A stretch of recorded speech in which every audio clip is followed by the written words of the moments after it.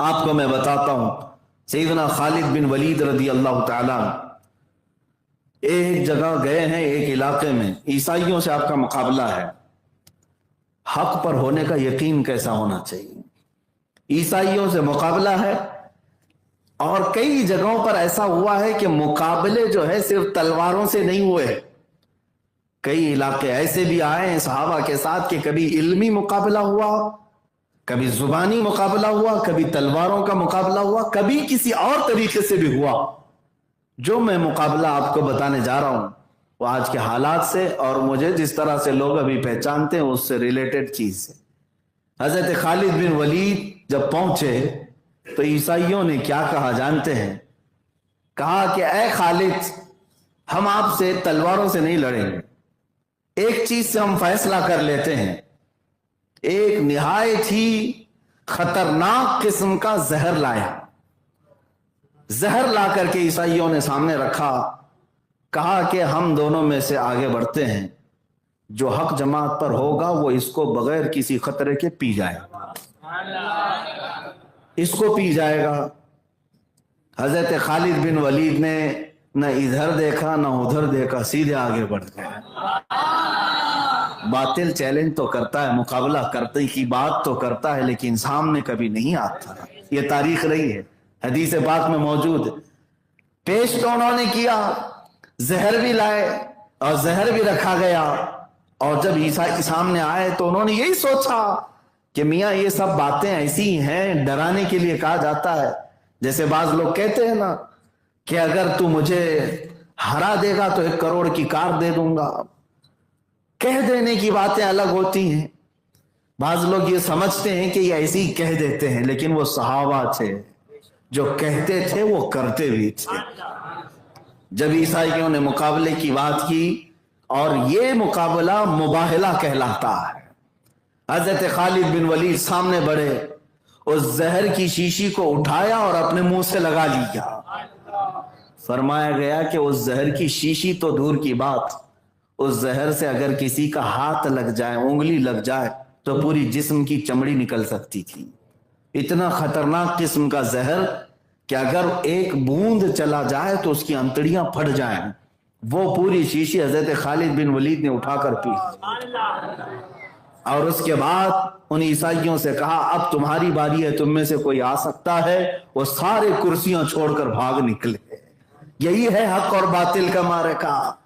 خط امتیاز جو ہے حضرت خالد بن ولید سے، لوگوں نے یہ کہا کہ آپ کو ڈر نہیں لگا، آپ کو خوف نہیں ہوا؟ اتنا خطرناک قسم کا زہر آپ نے پی لیا۔ اب جو حق جماعت پر ہوتا ہے اس کا توکل دیکھیں۔ حضرت خالد بن ولید نے فرمایا ڈر کس بات سے لگے گا؟ زہر سے نہیں، مجھے میرے مصطفیٰ کی بات پر یقین ہے۔ میرے آقا صلی اللہ تعالیٰ علیہ وسلم نے فرمایا جس نے یہ پڑھا بسم اللہ الذی لا یضر مع اسمہ شیء فی الارض ولا فی السماء وہو السمیع العلیم، اس پر نہ زہر اثر کرے گا نہ سحر اثر کرے گا۔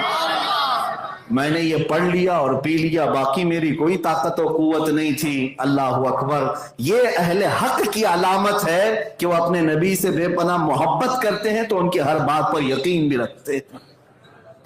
عزیزان گرامی وقار، یہ باطل اور حق کے معرکے اور مقابلے بہت تاریخ میں ہیں، لیکن الحمدللہ جو زمین پر قائم رہنے والی جماعت ہے وہ اہل حق کی ہی ہے، اہل حق کی ہے۔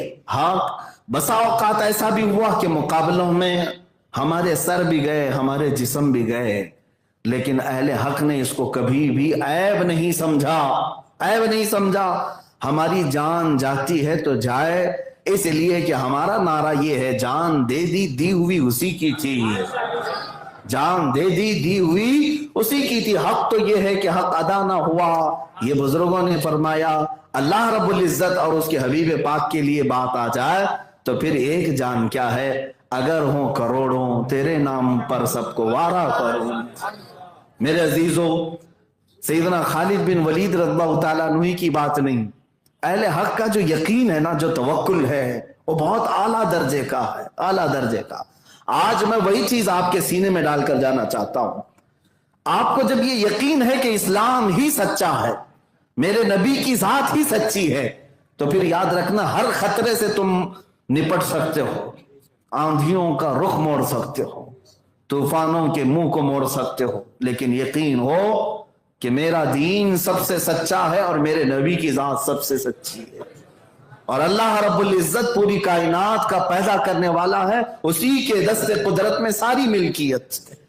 وہ اگر چاہے تو آگ کو جلانے کا حکم دے، وہ اگر چاہے تو سمندر کو غرق کرنے کا حکم دے، اور اگر وہ حکم نہ کرے تو نہ چھری چلتی ہے، نہ آگ جلاتی ہے، نہ سمندر ڈبوتا ہے، اگر اللہ کا حکم نہیں آیا۔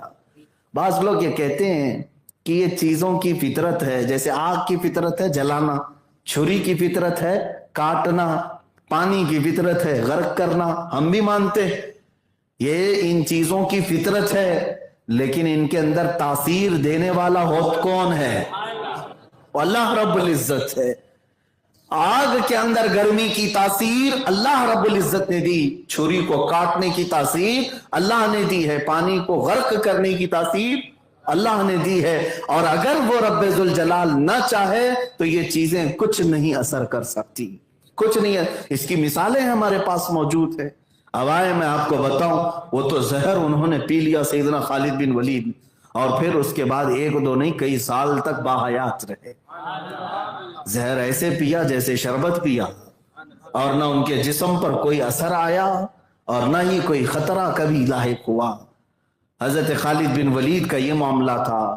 ان کے زمانے کے بعد ایسے مقابلے اور مباہلے حق و باطل کے درمیان ہوتے رہے، لیکن اللہ تبارک و تعالیٰ نے ہمیشہ حق کو فتح عطا فرمائی۔